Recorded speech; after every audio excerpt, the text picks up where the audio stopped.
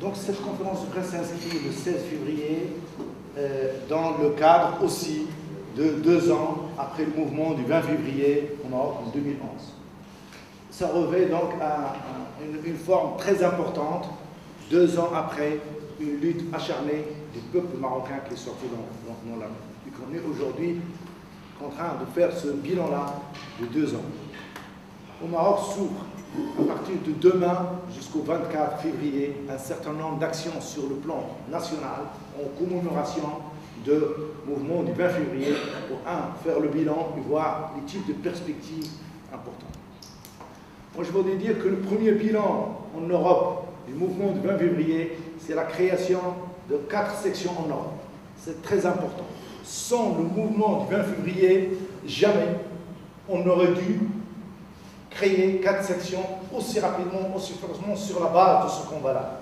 Je veux dire que c'est aussi tous les comités presque du mouvement du 20 février en Europe sont créés en Association marocaine des droits humains parce que c'était la réponse durable d'un mouvement européen.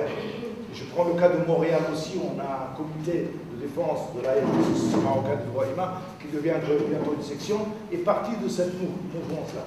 Et je crois qu'il faut le souligner en tant que point fort donc, du mouvement du 20 février. Le mouvement du 20 février est là pour nous dire qu'il a imposé au roi un agenda, il faut le dire, dans le point positif.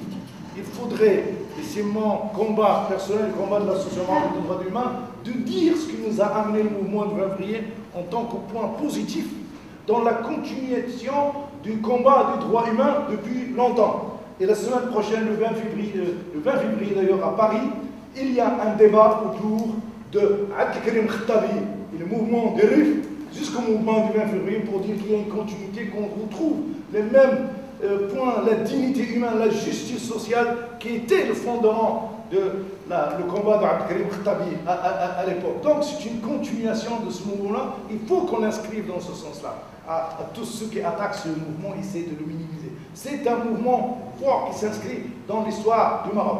Donc des points forts. Nous avons imposé, en tant que mouvement du 20 février, un agenda au roi. Et il était obligé de revoir la Constitution, même s'il l'a octroyé, même si après on lui a dit ce n'est pas ça qu'on veut. Le peuple marocain avait son mot à dire. Pour la première fois dans l'histoire du Maroc, où le mouvement, le boycott de la Constitution était très fort et était populaire. Et ça, c'est une avancée du mouvement du 20 février. Les élections législatives, le mouvement du 20 février, il a dit on change ce Parlement-là. Il y avait des élections législatives. On les a boycottées. On a dit c'est les mêmes que l'autre fois, c'est les mêmes jeux, c'est les mêmes politiques. Donc, la Constitution a donné les pleins pouvoirs au roi. Le mouvement du 20 février les a dénoncés.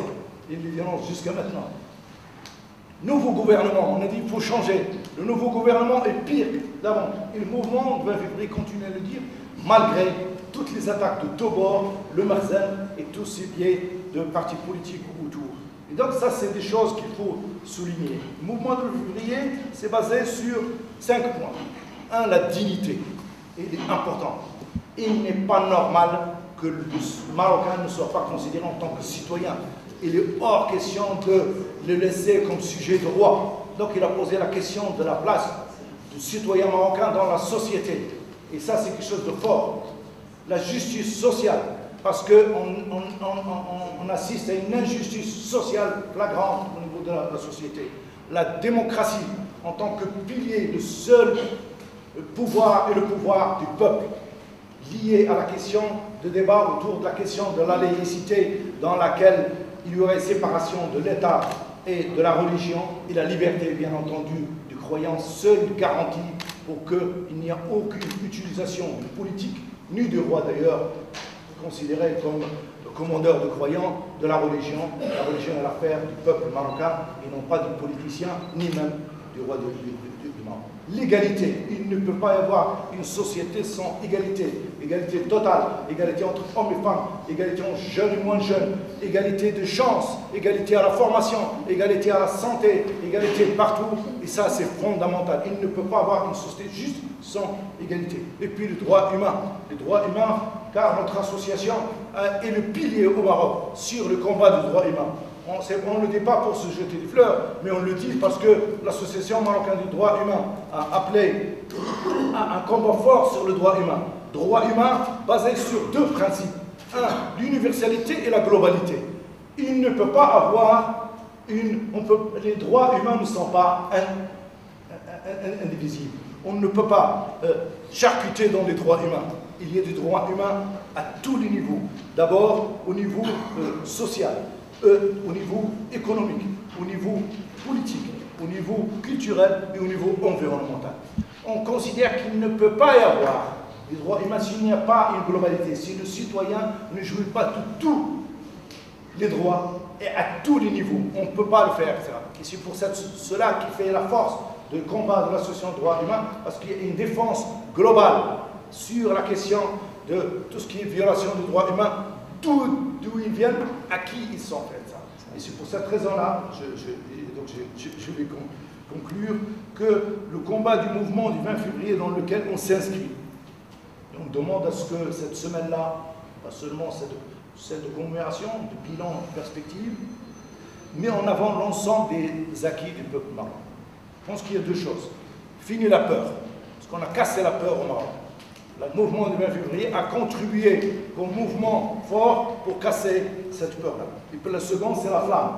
Nous avons allumé une flamme et on ne veut plus l'éteindre. C'est la flamme du lutte, c'est la flamme de la révolte qui est toujours allumée. Elle est allumée chez les chômeurs, chez les étudiants, chez les ouvriers. On a vu le combat dans le sud des mines, chez les agriculteurs. On a le mouvement à Khnefra, ailleurs, du mouvement sur le logement, sur la santé, sur la formation contre la cherté de la vie. Par rapport à, vous savez, le débat qu'il y a sur la caisse de compensation, où on a une pauvreté aujourd'hui au Maroc qui s'accentue avec la cherté de la vie. Et ça, le mouvement du 20 février est un mouvement qui est devenu incontrôlable par quiconque, politique soit-il, associatif ou autre, y compris par le régime. Et c'est ça sa force. Sa force qu'il est partout. Il est présente là où il y a atteinte grave aux droits humains. Et pour finir, notre cher Ahmed revient du bled, donc il est chargé. Si on le laisse, il va parler toute la journée. Je vais finir par une conclusion qui nous concerne en Europe. Nous avons un devoir au niveau européen de créer des amis du peuple marocain en Belgique, à Madrid, à Paris, à Lille et ailleurs, la seule garantie pour que la solidarité du peuple européen soit effective par rapport à cette pratique impérialiste et colonialiste de tous les pays européens par rapport à la manière dont ils traitent la question au Maroc, le soutien que l'Europe apporte au Marzen. Nous sommes ici pour donc dénoncer nous-mêmes, mais avec toutes les associations démocratiques européennes. Merci.